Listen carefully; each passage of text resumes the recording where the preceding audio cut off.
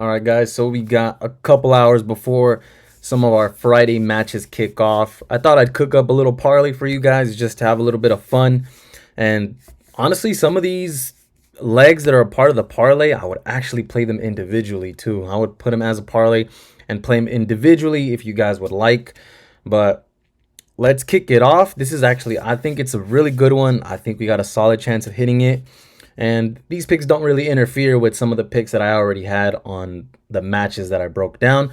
So for the first leg, we got Leon to score the first goal for plus 105. As you can see, Necaxa and Leon, the odds are kind of close, but I just think Leon has a better chance of bouncing back a lot faster than Necaxa. I think for Leon to overcome a 2-1 loss is definitely a lot easier to overcome than Necaxa, Necaxa let a 2-0 lead go, and they lost 5-2 against Toluca last week.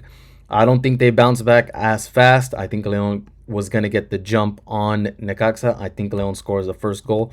So for the first leg, we got Leon to score first, plus 105. That's the first part of the leg. We got two more legs to go over. Second leg of the parlay, we got Querétaro versus Mazatlan. All we need is one goal in the first half. That's all we need. The under is favored here. I just don't think that that's possible, especially with these two teams. Mazatlan is a little iffy. Querétaro, it's rare when they keep a clean sheet. Sometimes these goals come in fast. So for the second part of the three-leg parlay, we got Querétaro, Mazatlan over 1 in the first half. If we get at least one goal in the first half, then it's going to be a push, but that doesn't mean the parlay loses. So I would much rather have a push than, again, the parlay be a bust. But I think we got a good chance of getting at least 2 goals in the first half. I am on the over for the overall game, so I have over 2.5 for the overall game. But I think 2 goals we can get by the first half. It's not an uncommon thing, especially in Liga MX and in the European leagues, sure. But in Liga MX, trust me, it's not that uncommon to see 1-1 by the end of 45 minutes. All right, so the third part of that parlay, of the three-legger parlay that we got, it is Toluca versus Puebla, or Puebla at home. Toluca coming in. The highest scoring half to be the second half. Now, guys, I am using Bovada just to keep you guys informed. I'm not sure if some of these picks are going to allow in whatever sportsbook you're betting on, but I think Bovada is allowed in most places. So the highest scoring half is going to be the second half for the Toluca game. If we've seen anything, is Toluca has been coming more alive in the second half in their last few games. Usually in most Liga MX games, just to keep it in general, guys, most Liga MX games, the highest scoring half is the second half. It's just usually how it goes. I can't tell you every single game is, but most of them are higher scoring in the second half. Just like last week, Toluca was losing 2-0 at home against Necaxa, and they ended up winning that game 5-2. So all we need, this game could be 0-0 in the first half, and if even one goal is scored in the second half, then we're good. We're good. We hit this. But most of these legs, I think you guys can play them individually if you want to. I would say probably play them individually, and then you can also parlay them up. Now, how much, if you parlay all 3 of these legs, how much does it give you? All right, guys, what's going on? Happy Monday. Well, not so happy Monday for me, but it's okay. We're going to get through it. So I just decided to do a little bit of a Liga MX recap show. Let me know if you guys want this done every Monday, or we're just going to recap all of weekend's results, go over some of weekend's games, just take a look back at them, see what we could do better, and look ahead. I especially decided to do this today because we don't have any Liga MX this coming week. Instead, we have the men's national team playing. If you guys want a pick for that game, I don't think you guys need me for a pick for that game, but if you guys want one, and see if I can come up with at least 3 kind of outside the box type of picks, let me know. Hit the like on the video if you guys like this type of show where we recap everything. But now let's get into it. So our overall record for round 12, Jornada 12, our record was actually 8, 12, and 5. Jesus, man, that so many damn pushes. Got a lot of pushes. Most of them were on that 3 total. I've told you guys before that throughout the season, my strategy for hitting overs was basically the over, it wins the majority of the time, which is true. But I made a very, very small rookie mistake. When I did my analysis and my research, it was the over 2.5s, not the over 3s. And there were a couple over 3s right there that, if not, I think all 5 of those were probably over 3s, if I'm being honest. I think we're going to take a look back at some of the matches, but it just, everything looked too good to be true. I don't know how to say it other than I felt overconfident in some of these plays, and that's probably what I should have looked out for. Like, okay, why do I feel so confident? Yet there was just a lot of bad results, guys. So I got nothing else to say other than, my apologies for that. 8, 12, and 5 is just an ugly record since Friday. Like, even the Friday games, pretty much almost all of them went against me.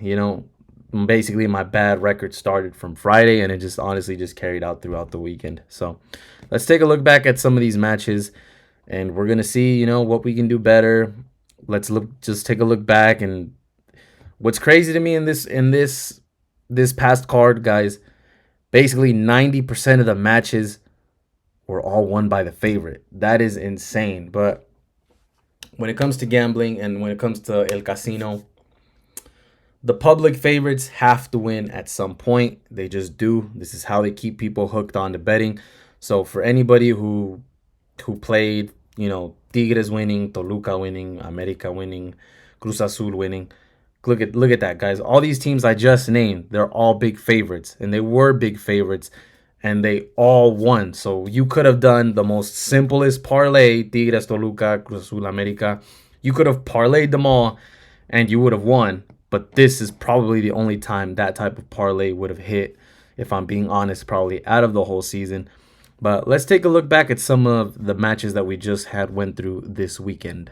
All right, guys, so here was the past schedule of the Liga MX Jornada 12, round 12. Just looking down this list, man, just looking down at the overall results, pretty much almost every single favorite, whether it was heavy or not, won. I know Monterrey wasn't that big of a favorite. Pachuca was a pretty big favorite. Not that big. If you paid minus 170 and you put a good amount of money, then you probably won a good amount of money. It wasn't that big. I know Necaxa was a favorite. But yeah, guys, pretty much every favorite in Jornada 12, in our round 12, pretty much every favorite won, guys. In Necaxa Leon game, I had the over 3. That one, we got to push. Puebla Toluca, over 3, we got to push. The Tigres game, over 3, we got to push. Cruz Azul, we got a 3, we got to push. A lot of those were just, oh my goodness, guys. It was just not my weekend. I don't know how to say it other than wasn't my weekend. That Juarez Chivas game, very tight, pretty much all the way around, or pretty much the whole 90 minutes was a tight game. Chivas managed to rescue a draw. Sometimes with these games, guys, I'm pretty sure even you guys have this. With some of these games, I'm just like, why didn't I see that coming? But again, it's just straight up hard to predict some of this stuff before the actual match starts. Obviously, everybody's a genius after these games are over. Once these games are over, everybody's a genius.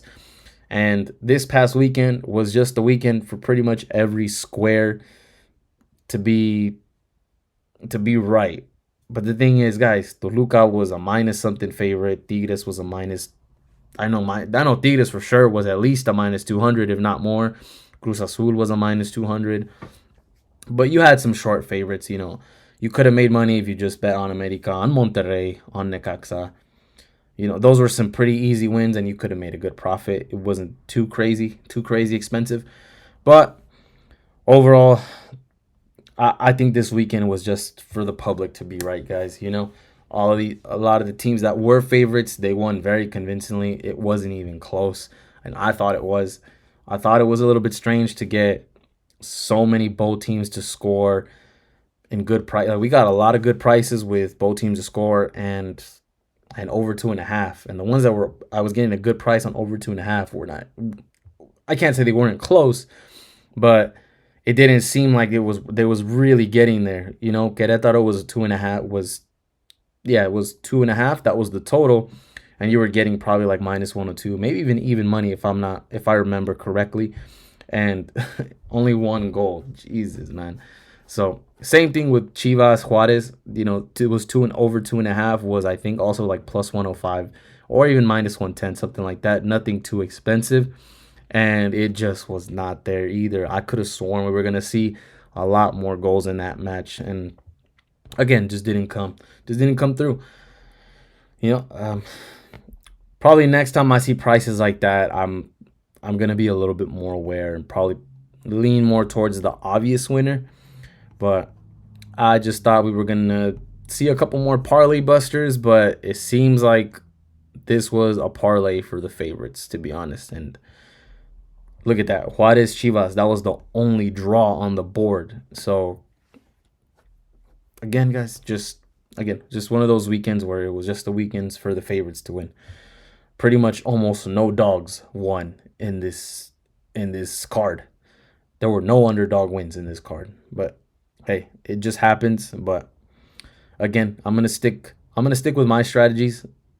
They just didn't work out this weekend. Even then, we didn't do as horrible as I thought. It looked more horrible on Friday. It looked more horrible. I think after Friday, I was probably like maybe 1-5, something like that, and it was already discouraging. So I was really hoping for Saturday and Sunday to go on my way, and it just didn't go that way. But that's all right. No Liga MX this week. No Liga MX this week. Not until Friday, March 28th. So for this upcoming weekend, I think it's either Thursday or Friday. We have the Mexico men's national team playing Canada. Here it is, guys. Thursday, March 20th. Mexico versus Canada. That's the reason we don't have any Liga MX this week. We got the national team playing. I think the national team get a win, but if I know how the prices are going to be, I haven't seen any betting odds yet. Let me know if you guys would want some picks. Let me know. Comment, hit a like. But I do think our men's national team takes this. I still don't think Canada has the talent to compete, but they have been better in the last couple of years. I wouldn't count Canada as some type of pushover, but I think our national team can get it done. Especially, it's going to be in the SoFi Stadium, so in California, Los Angeles. It's where I'm from. That's basically Mexico territory, guys. It's not even close.